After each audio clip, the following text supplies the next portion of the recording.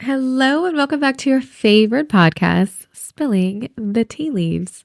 I am so excited that you're here. It is 2025. Happy New Year's, happy holidays.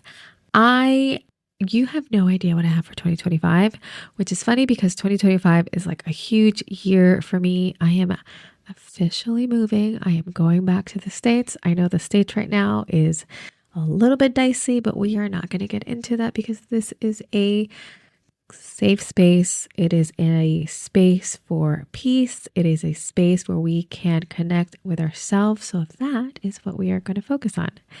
In today's episode, we are going to talk about New Age spirituality. What does that mean, really? What is New Age? Why is it called New Age? What are its origins, its core beliefs? How does it blend past and present? And what really defines New Age spirituality? So we're going to dive in.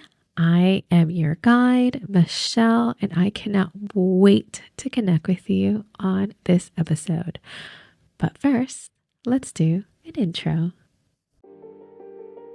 Hello, my heart-centered souls, and welcome to Spilling the Tea Leaves. This is your sacred space, and I'm your host, Michelle. I'm honored to be a guide in your journey and grateful you're a part of mine.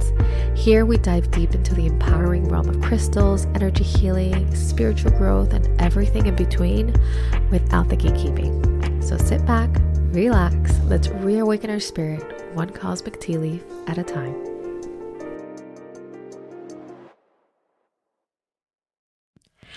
Welcome. I know 2025, it's already proving to be a very spicy year, but I am hopeful and I'm dedicated to make it a year where I connect with you.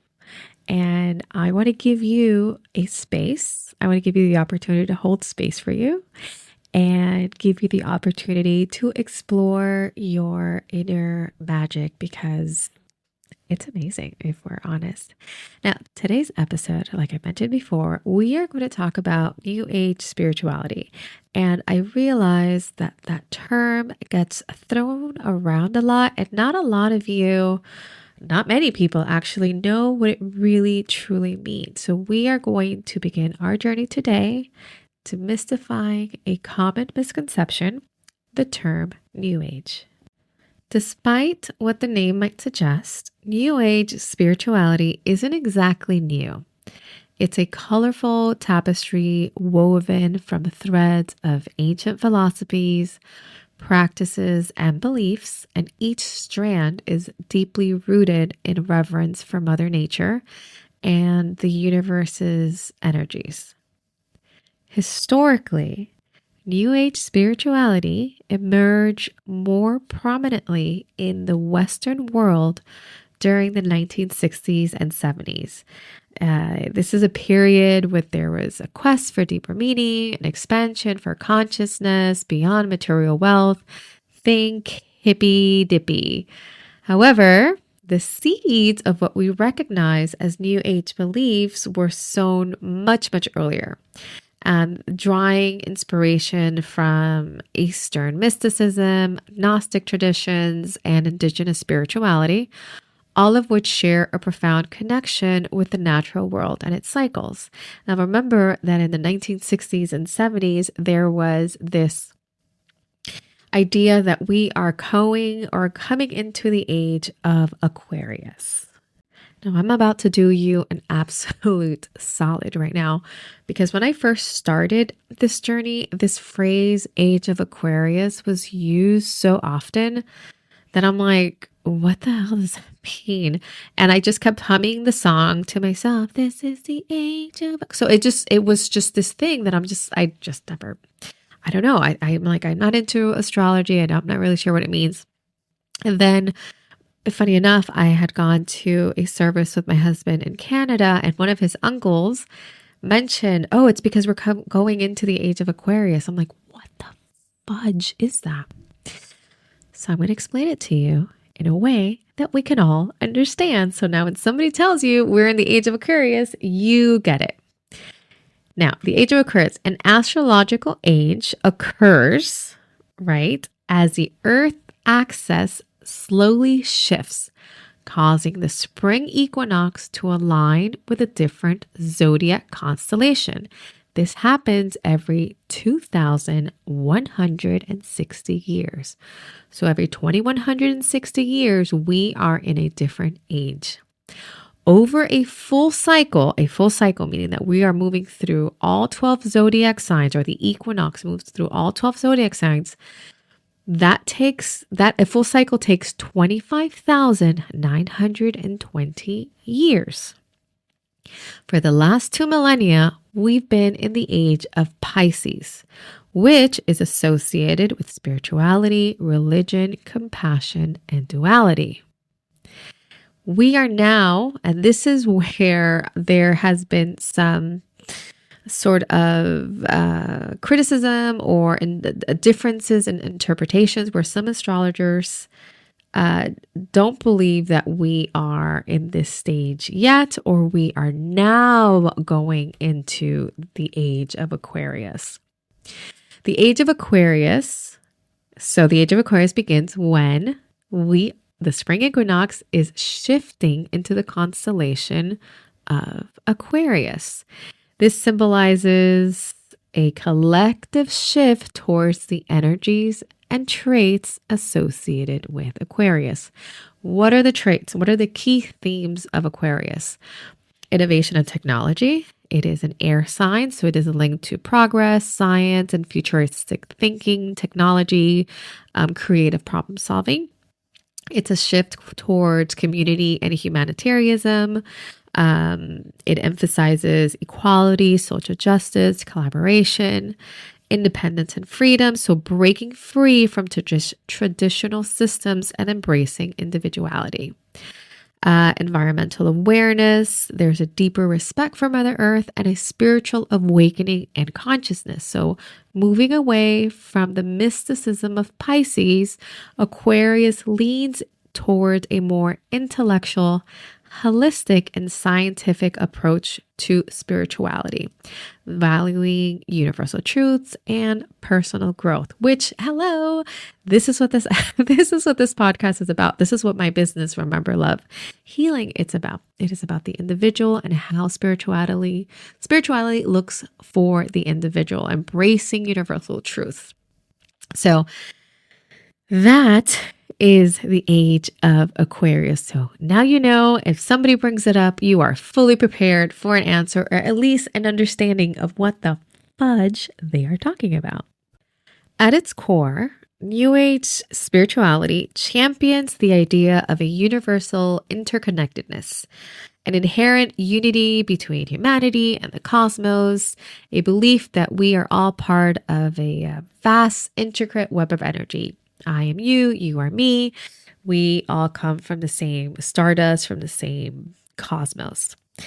This spiritual framework encourages practices like meditation, astrology, crystal healing, Reiki, channeling, modalities that aim to harmonize our energies with the universal frequencies.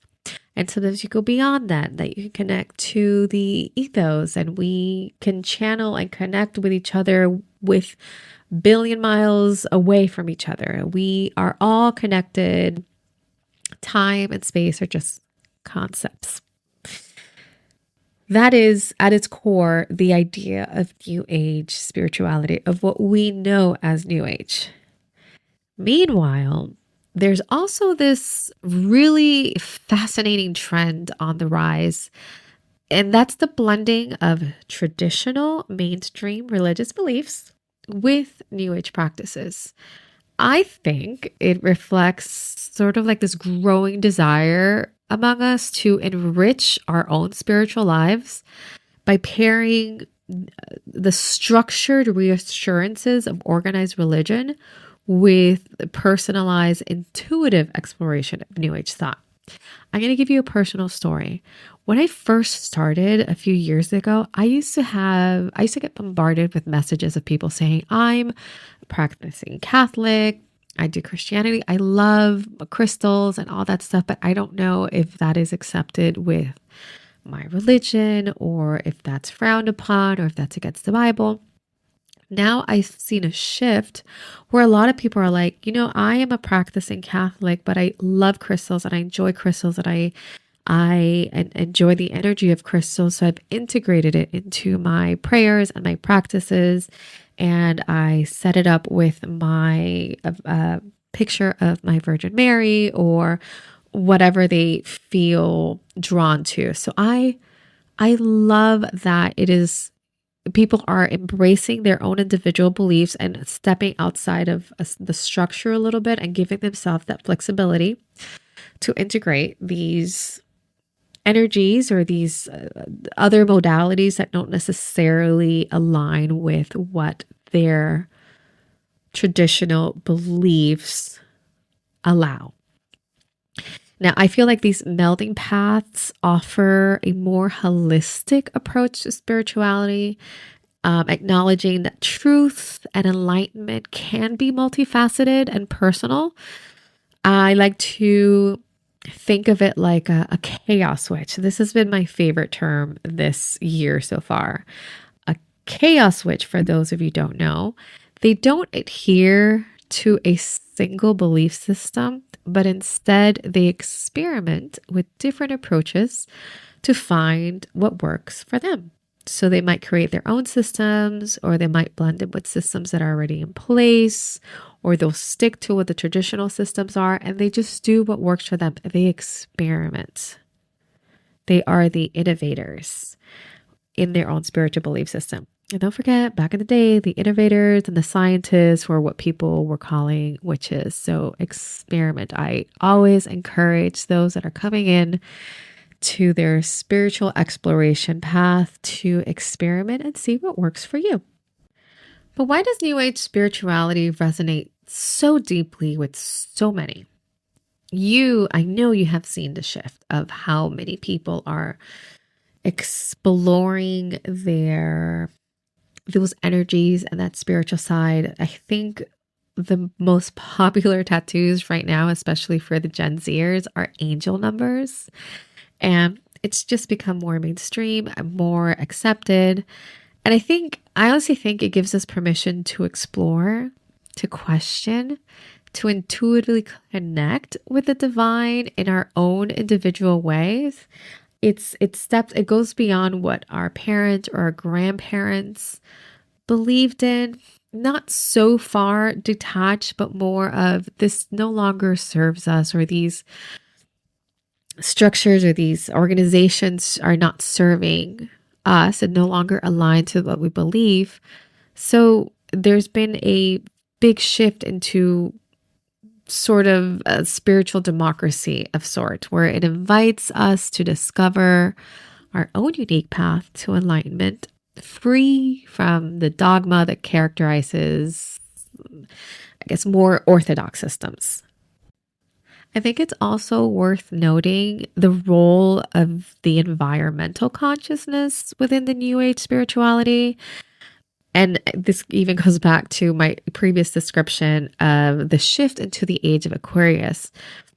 As our planet faces these challenges, the New Age perspective offers not just a way for us to spiritually reconnect with Mother Nature, Pachamama, but it also calls to action to preserve and honor Earth as a sacred, living entity.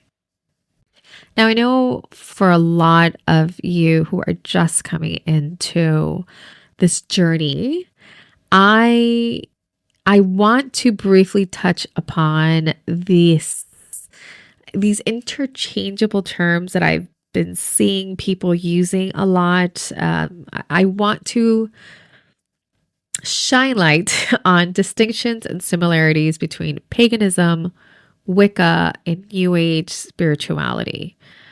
These are terms that are frequently interchanged, but each holds its unique space in the spiritual landscape. But first, let's take a quick break. Hey there, podcast fans. Are you ready to take your love for spilling the tea leaves to the next level? I've got something amazing for you. I've just launched a Substack platform. Here, you'll get exclusive access to bonus episodes, behind the scene contents, deep dive discussions, and so much more. This goes beyond Instagram, Facebook, or anything on Meta. And the best part is, for a limited time, I'm giving my listeners 50% off the annual subscription. Yeah, 50% off an entire year of premium content for half the price. I cannot wait to hear what you think about this episode on Substack. Don't miss out. Click the link below to grab the special deal before it's gone. You can visit our description link. Your support keeps this podcast going, and I cannot wait to bring you even more amazing content. I'll see you in Substack. Okay. Paganism is an umbrella term that predates both Wicca and New Age. It primarily refers to a broad range of polytheistic, nature-based religious practices that existed before the advent of Abrahamic religions like Christianity and Islam. Pagans, before I continue, this is a very broad definition. I would love if you have input, if you have thoughts to share, go to my Substack, join the conversation, and please share. And if I have something incorrect, please correct me. I'm always up for learning. This is why I'm creating this community. Now, pagans typically honor a variety of gods and goddesses and celebrate the cycles of nature through rituals and a festival. Think solstices and equinoxes. Wicca, on the other hand, is a more formalized religion in comparison to the loose collection of beliefs that pagans might follow. Not all pagans follow the same belief framework, okay? Founded in the mid-20th century by Gerald Gardner, Wicca includes elements of paganism, but distinguishes itself with its specific deities, rituals, and an ethical framework known as the Wiccan Rede, which is often summarized as "in it harm none, do what ye will." I know there's also, I'm not going to get into that right now. Now, New Age spirituality, as we've discussed, emerged later and draws from a variety of sources, including paganism and Wicca. It's a spiritual movement that tends to focus on a more personal enlightenment and the metaphysical, often embracing modern psychology and holistic health along with ancient practices. What are the similarities? Paganism, Wicca, and New Age share an emphasis on nature, the cycles of life, and a belief in some form of divinity that permeates the natural world. Each path encourages personal responsibility for one's own personal growth and a deep respect for the earth. The main difference lies in its structure and origins. Paganism is old and diverse.